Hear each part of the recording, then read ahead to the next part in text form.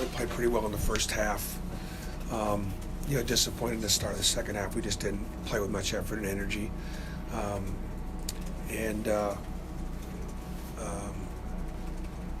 We probably try to keep it fairly simple and try to work on a lot of our basic things and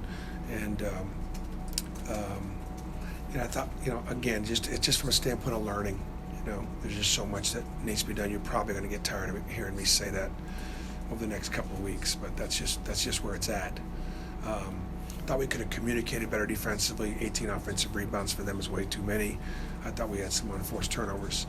I thought, Samir and Javon played really well in the backcourt. I thought Anthony was a factor. It was great to see D'Angelo shooting the ball as well as he did. He could play more. You can see that Devin Cambridge has got a little talent, and he just came back this week, so he's missed 3 weeks. So, you can see that he's got some real ability, and our guys. There's a lot of things that we do for Isaac that we didn't do tonight that we'll do as the season progresses. So he got a little foul trouble tonight, and so he'll play a lot better. Throwing Austin's double-double, it looked like all the seniors had a pretty good night. Yeah, Austin had a double-double, and it was pretty quiet. He'll have nights when he'll really dominate, and so he had 10 rebounds in there. I thought they were actually pretty quiet. That assertiveness from Javon running the point, especially offensively, is that what you've been looking for him this offseason? He's been really good. It's almost like I don't want to jinx him. I mean, he's taking control. He's leading well. He's leading by example. I asked that position to do an awful lot, and he's just grown up before your eyes, and so it was really good to see. It looked like you guys played pretty hard defensively almost the whole game. Or did you see that? Yeah. Whether we played hard or how effectively we played, I thought they drove it on us way too much. I mean, our game against Georgia Southern is, they're a lot better, and they're really hard to cover, really hard to stay in front of. And I thought we had a hard time staying in front of Eckerd. So that's going to be our one-on-one defense. Who can cover, who can stay in front. That's going to be the guys that are going to want to be playing the most. It wasn't a large sample size, but the few minutes that you had Austin and Anthony on the floor together, what do you think of just them two in the front court? I'll have to watch the tape and see what it looked like.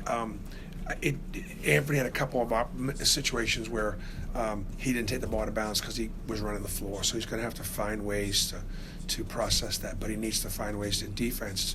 I mean, it's really hard to play 4 and 5. It's really hard because the center is a certain cover and a certain matchup. It's a little simpler. All of a sudden, you get to play in the 4 spot, and you're involved with switching with the guards. You're involved with all kinds of different coverages. I mean, it is a night and day difference. And so Anthony's got to work on that ability to be able to process that.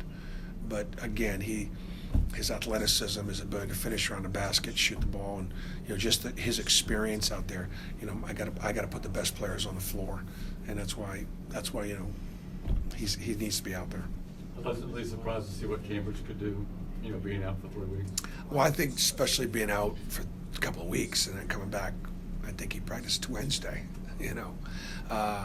He's obviously a high flyer and his motor runs, and he's a sponge. He's going to get better, and but for us to win, he has to be able to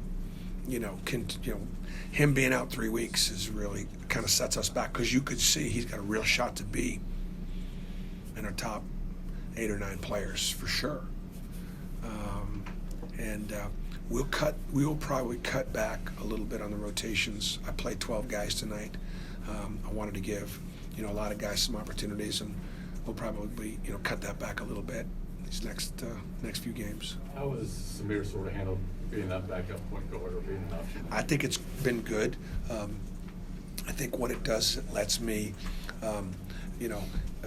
it's easy to get the ball in the point guard's hands. It's a little harder to get into an off guard's hands, and so on down the road.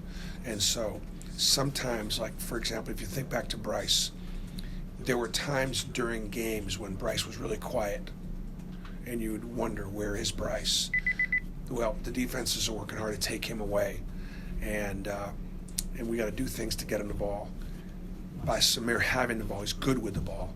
By having it in his hands sometimes, I think it lets him do some more playmaking, and I think it gives him, and he's got a better feel, a better understanding of what we're doing. Ty Jones is going to be a really good player, but the transition from high school combo guard to college point guard is the biggest transition that there is.